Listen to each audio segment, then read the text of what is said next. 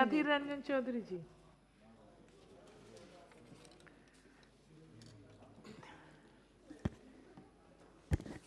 Madam, already an exhaustive discussions have been held on the ART bill, and I think virtually I have been orphaned by the arguments that needs to be proposed from my end. Mandaviya ji, Mantri ji, you have heard the entire deliberations with rapt attention, and I think all the salient points that have been raised by my colleagues have been properly noted to be addressed later. That certainly I am optimistic. Principally, Madam Chairperson, principally there is no qualm to say that we have no objection to this kind of legislation, provided certain loopholes, certain lacunas, certain deficiencies are meted out in a proper manner. Because most of the members, especially from the opposition, have raised the valid arguments in regard to the bill, while supporting principally the essence of the bill. Mandaviya जी, ये बड़ा industry आपको मानना पड़ेगा, infertility treatment एक industry बनते जा रहे हैं हिंदुस्तान में। तो आप बताइए ये इंडस्ट्री की हाल अभी क्या है, कोविड के चलते इसके ऊपर क्या असर हुई। हम चाहते हैं कि हिंदुस्तान में इस तरीके की इंडस्ट्री बने, क्योंकि हमारी काबिलियत है और हमारी काबिलियत पे हम चाहते हैं हमारे देश के लोग वो भी कुछ कमाएं। हमारे हिंदुस्तानियों को वो काबिलियत एक के बाद हम दिखा रहे हैं। कल या परसों पराग अग्रवाल साहब ने भी दिखाया है, सीईओ बन गया ट्विटर पे, और हमारे मैडम चेयरपर्सन भी ये एक बात जिक्र किया। आई fully subscribe to the view enunciated by Honorable Madam Chairperson, who is representing Bengal, that the first test tube baby, Louis Brown, was born on 25th July 1978. About 2 months later, the world's second and India's first IVF-led baby, Kanupriya Agrawal, alias Durga, was born in Kolkata. So we are certainly proud of this kind of invention and discovery by an Indian also who is hailing from Kolkata. Yes, the person has not been properly rewarded according to his capability and credibility and potentiality. But time has not gone out from our hand. आप चाहते हैं कि सरकार अभी भी उसको सही पुरस्कार में नवाजे, उनको नवाजे की अभी भी समय है।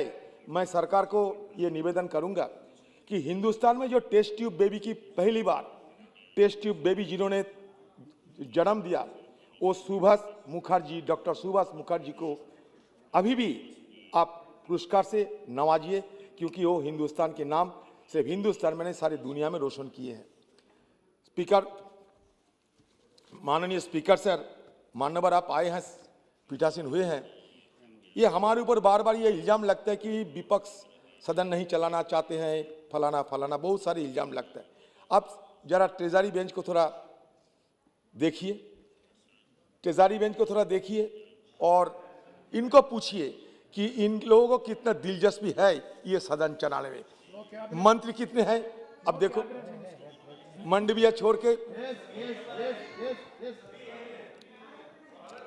मंत्री जी को बात कर रहे हैं, कितने हैं आप देखिए, आप खुद गिनती कर लो, आप खुद गिनती कर लो। कोई फ्रंटलाइन मंत्री नहीं है, रहना चाहिए, सब सेकंड लाइन थर्ड लाइन मंत्री जी है। अरे ठीक है, बोलने की आवश्यकता नहीं, आप सीरियस नहीं है, ये बिल्कुल साफ हुआ। आप सीरियस नहीं हो।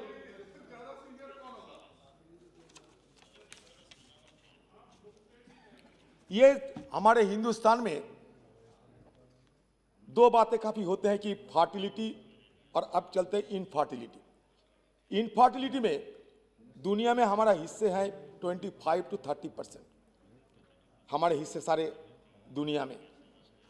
और फर्टिलिटी को सामने रखकर हमें यह समझा जाता था कि ये जन विस्फोट के चलते हिंदुस्तान की तरक्की नहीं हो रहा है।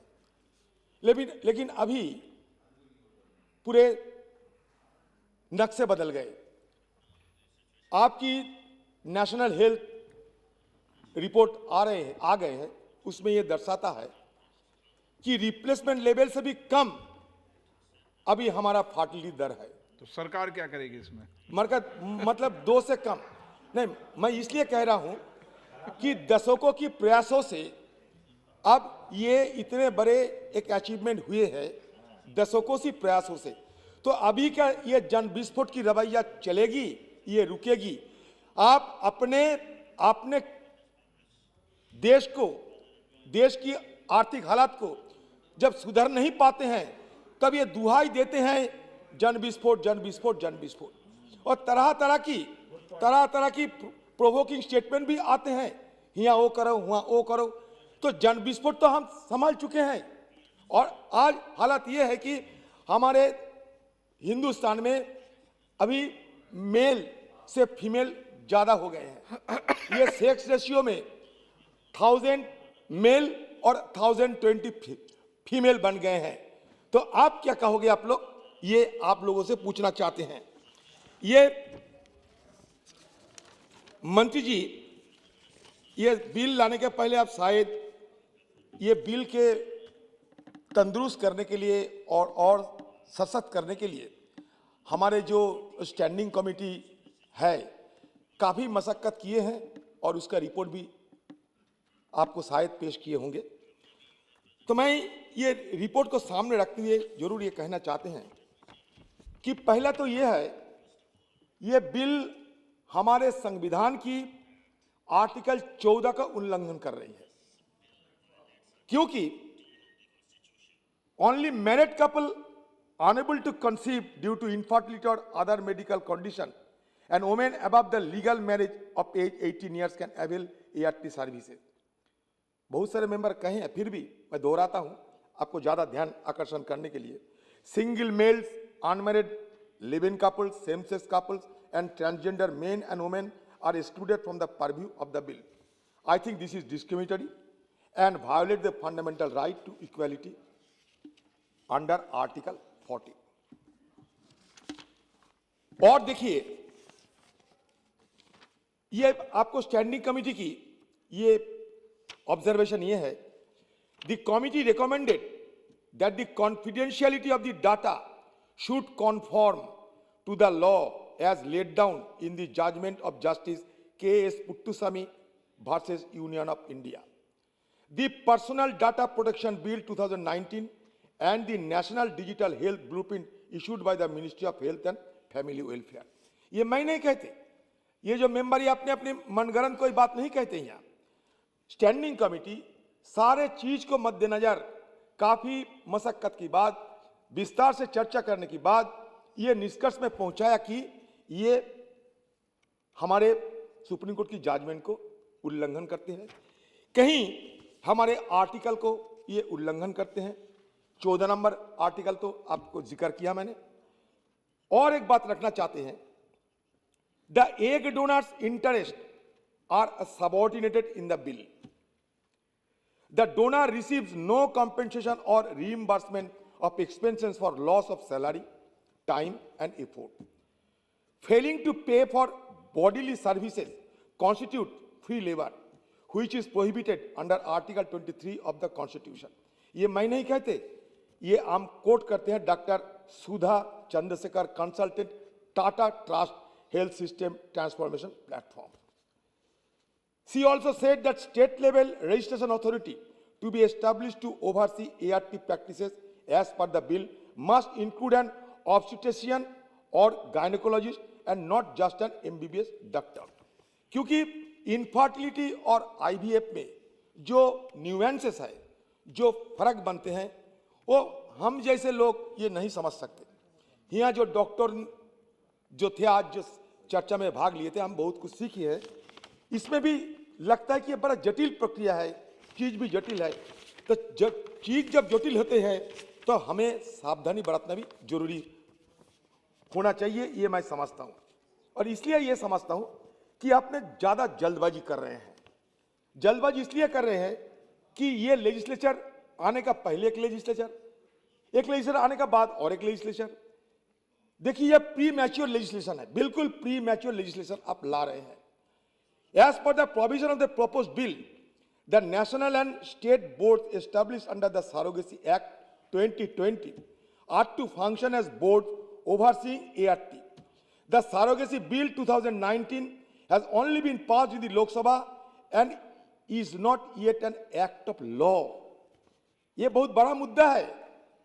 आप जो मर्जी आते हैं बोल देते हैं, दुहाई देते हैं, ये नहीं होगा। ये सदन है, सदन की कार्रवाई में नियम कानूनों की जो अलग तरीका है वो तरीका मानते हुए पालते हुए आपको चलना चाहिए। ये the bill the Lok Sabha this betrays haste on the part of the government to proceed with a bill when it is incumbent on another pending legislation. ये बड़ा एम्बिग्यूटी दिखाई रहे हैं और ये बड़ा गलती से ये बिल पास करने का ये एक प्रतीत होते हैं। आसमान तो टूट नहीं पड़ेगा धीरज से, ठंडे से। जब तक इतने सालों से रुके हुए हैं, दो पार्लियामेंट्री स्टैंडिंग कमेटी बने हैं, एक सरोगेसी में और एक एआरटी में, तो ध्यान से सारे विशेषज्ञों को लेकर आप एक कॉम्प्रिहेंसिव होलिस्टिक लेजिस्लेशन बनाना चाहिए जिसमें इस तरीके की लूप होल्स ना हम दर्शाएं, इस तरह की लूप होल्स ना प्रतीत हो पाए, ये आपको देखना पड़ेगा। और देखिए ये आईसीएमआर की गाइडलाइंस को भी ये इग्नोर करते हैं। कैसे? The ICMR guideline published in 2005 were more inclusive as live-in couples were eligible for ART thereunder. The guideline also included minimum standards such as for ART counseling, clinics, laboratories, personnel and procedure. However, these have been left to the proposed national board to prescribe. क्यों इस bill में इसका प्रावधान नहीं रहेगा? क्यों? ये देखिए और एक चीज इसमें बड़ा होशियारी से करना चाहिए, ये right of the child to seek donor. बच्चे को ये मालूमात होना चाहिए कि डोनर कौन है। ये बच्चे की धर्म होते हैं कि होश आने से बाद ही तुरंत बाद वो ढूंढते हैं उनका पिता कौन है, माता कौन है। ये दुनिया की धर्म है, लेकिन यहां आप ये भी छीन रहे हो। The ICMR guidelines provide that any child born through ART should have the right to seek information about the donor except the individual identity. If they apply for such information after attaining 18 years of age, तो आप क्या करोगे? 18 years as के बाद वो तो voter बन जाते। एक वोटर बन जाने से भी उनको ये पता लगाने में वो नहीं सकेगा कि उनका पिता माता कौन है। The bill is silent on the right of the child to seek information on reaching adulthood. ये बड़ा गलती कर रहे हैं हमारे बच्चों के ऊपर जो ART के बदौलत दुनिया में आने वाला है। और एक देखिए चीज, double standard. It may noted that while ART clinics and banks are not restricted from operating, the government has pushed for a ban on commercial surrogacy as per the provision of the Surrogacy Bill 2019. Some women activists have suggested that commercial surrogacy be reframed as compensated surrogacy and have pushed for a woman's right to compensation for being a surrogate. सबसे बड़ा जिम्मेवारी लेते हैं हमारे महिलाओं ने। इस दुनिया में अंडर द प्लेनेट सदियों से हम ये तहजीब बन के देश चलाते हैं कि the worth of a woman is to be determined by the productivity of the womb. लेकिन हम नहीं मानते कि एक महिला की सिर्फ वूम्ब की हैसियत से उनको तोला में उनको माना जाए, और बहुत सारे उनकी गुणवत्ता है, बहुत सारी उनकी क्वालिटी है, पोटेंशियलिटी है, लेकिन फिर भी किसी हालत में, किसी सूरत में महिला को वंचित ना होने का प्रावधान ये बिल में जरूर रखना चाहिए। दूसरी बात और एक होते हैं ये complaint mechanism. Under the proposed legislation, an aggrieved party cannot directly approach the court. Only the national board, state board, or any officer authorized by the state board can approach the courts. This is problematic as it could interfere with a person's right to justice. ये आपको address करना पड़ेगा। Posthumous reproduction, मरने की बात, refers to reproduction by using a gamete of a deceased person. The committee suggested, standing committee suggested, that posthumous reproduction should be permitted even in the absence of prior consent of the deceased unless the deceased has previously objected to this. क्योंकि आप bank बनाते हैं, bank में कोई रखा है, वो मर भी जा सकते हैं, लेकिन उसके बाद क्या होगा? उससे सम्मति आपको ना मिलने तक क्या वो सीमेन, वो गैमेट आप इस्तेमाल कर सकते? ये बड़ा मुद्दा है, इस पे आप ध्यान दिया करो। स्टैंडर्डाइजेशन, और एक मुद्दा है स्टैंडर्डाइजेशन। इसमें भी कमिटी अपना जिक्र किए हैं। The committee noted that the cost of PRT services varies across clinics. It recommended that standard operating procedure should be formulated to ensure the uniform cost of ART services and global quality standards. Further, a monitoring mechanism should be set up under the national board to prohibit commercialization of the ART services by private service providers. मैं जानता हूं आप corporate की जो concern ज्यादा समझते हैं, लेकिन फिर भी हमें यह देखना पड़ेगा कि कॉमर्शियलाइजेशन के चलते हमारे गरीब जो है उनका ऊपर बुरा असर न पड़े। आप ये बात कही थी। हिंदुस्तान में जैसे कि इनफर्टिलिटी के चलते जो तरीका हम लोग अपनाते हैं, जैसे कि IVF और अलग अलग बहुत सारे तरीका है, उतने सारे मेडिकल jargon मेरा पता नहीं है, इसमें न्यूनतम क्या खर्चा करना पड़ता है लोगों को, एक व्यक्ति को इसमें न्यूनतम क्या खर्चा करना जरूरी है, और इसके लिए सरकार की क्या कोई सोच है कि हाँ कोई भी हो, क्योंकि हम किसी हमारे महिला को उनको बैरन नहीं रखने देंगे। किसी महिला को अपने जो मां बनना चाहती हैं उसको मां बनाने का जिम्मेवारी देश की है, राष्ट्र की है।